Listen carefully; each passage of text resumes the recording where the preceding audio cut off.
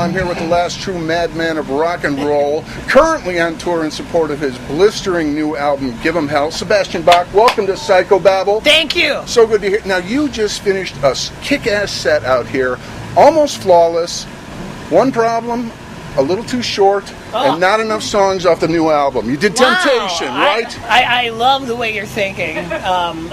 Thank you for the kind words. Yeah, we're on a festival here. We're playing with a bunch of bands, and as much as I'd like to play longer, it's very disrespectful to the other bands if you go over your time. And I can't, you know. And I love Give 'Em Hell. I love it. But when you're in, like, there's quite a few people here tonight. Very good turnout. So you want to get the biggest reaction. You can't take out Youth Gone Wild. No, you can't. You can't take out I Remember You. No, you can't. No. You can't. Well, but let's talk for a minute about Give 'Em Hell. Thank you. Now, you got some help on there from John Fry, from Steve Stevens, from Duff McKagan, and yet you come up with a song, All My Friends Are Dead. Wow. Shouldn't it be All My Friends Are on this CD? You called me on that one. You called me. Yeah. All my friends.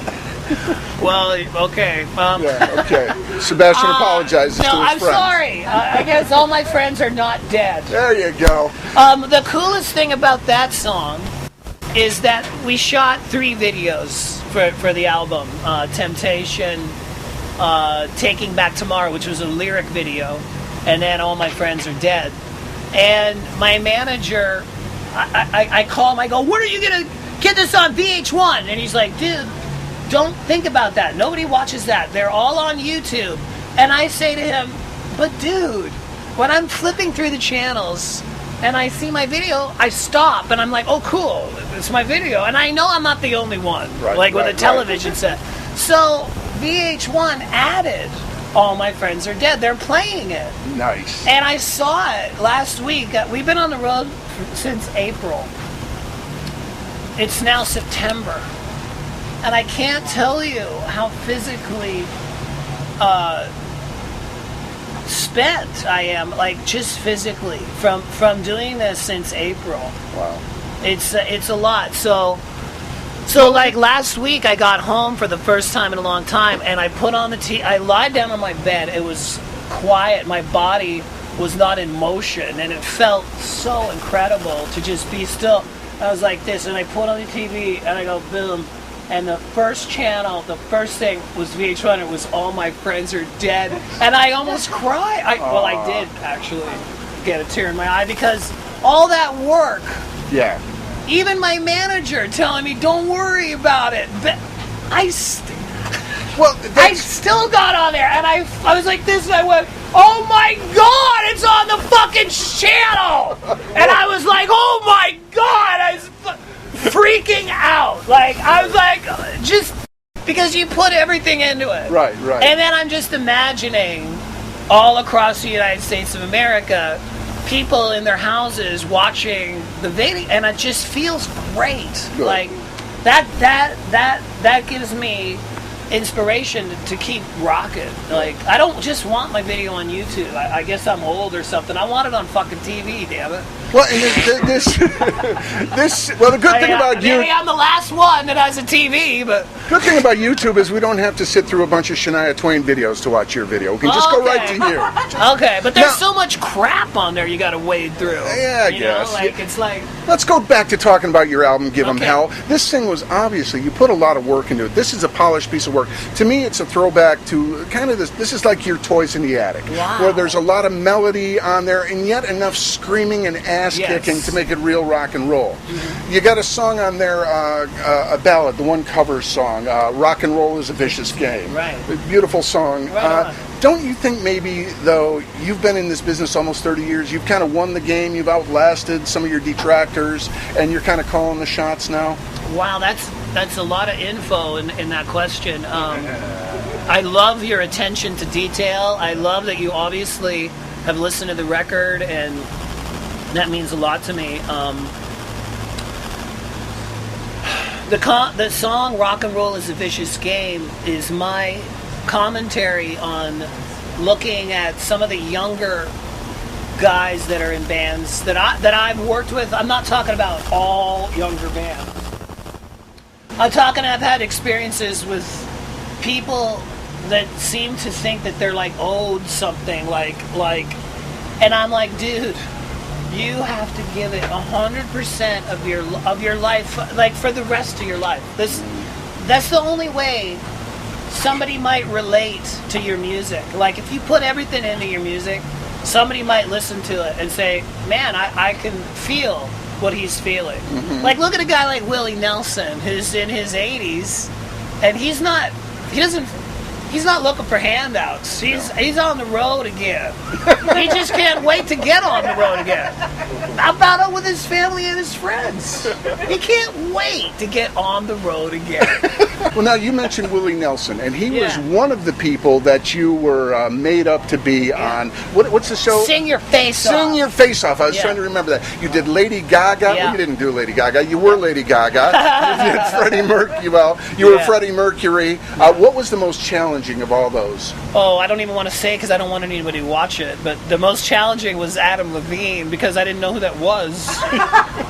And I thought they said Avril Lavigne. And I would probably be a better Avril Lavigne than an Adam Levine.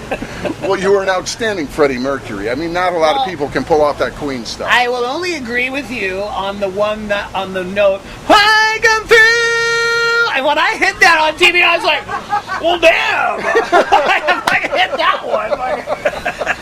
I held it nice and clean and clear, and I come to sing. That's the one thing you can say about me. And even my manager in Skid Row way back in the 60s, I can remember him saying, I overheard him once talking to business associates, and I was in like the next room, and they said, here's the one thing about Sebastian. Sebastian comes to sing. Like, he's coming there. And I was in the other room, and I went, wow, I guess that's what I do. I come to sing. Yes, you do. But I do come. That's why I come here. Can we hear a little This Is the Moment? Any chance we can get a little of that out of you? Now there is no choice I must put aside. Okay, that's it. Beautiful, beautiful. This guy. I gotta stand up. So, well, what's the future hold? What are you working on? Another album we're hoping? No. Here's the future. It's September 1st tomorrow, right? Yes. I have to hand in my book to HarperCollins by Christmas or January 1st. Ooh. So this is my whole focus now. I've got September, October, 4 months. I'm already quite into it, but now it's crunch time. Well, your story is a story of survival. I mean, you've been through a lot. I mean, rocketed to stardom as a young man, and that actually, when you say that, my first impulse was not to have a typical book of like starting at your childhood, going through, and then you rise, and then you fall, and then you come back, like that whole typical storyline.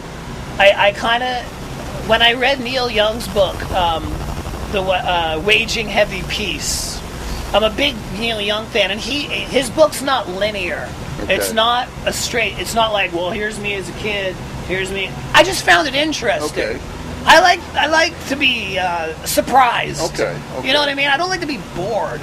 Being bored is boring. No, is your publisher? So sorry. I'm sorry. You talk. But having said that, when I read Paul Stanley's book, the story of how he was not famous, or Kiss was not famous, and then they became Kiss. Right. And what that is like to go from being like a normal person and then being like a rock star. That is fascinating to read by anybody. Yeah. And I had that story. Yes, you do. So even though I might not personally find that totally interesting to me, to the reader, to read about, like, okay, I was like a teenager and then millionaire on television and touring the world. That's a fascinating story. It really is. So I want to tell those details. Yeah. Well, Well, I'm not going to keep you much longer. I want to know any message for your fans out there. Buy the book, I'm assuming. Well, no, buy the album because the book's not out yet. Absolutely, absolutely. But buy the album, Give 'Em Hell. It's a cool album, as Psycho Babble will attest to. What a show for me to be on. Exactly. We had you in mind when we came up with that. Yeah, that's a show for me. This is Sebastian Bach on Psycho Babble. To the fire!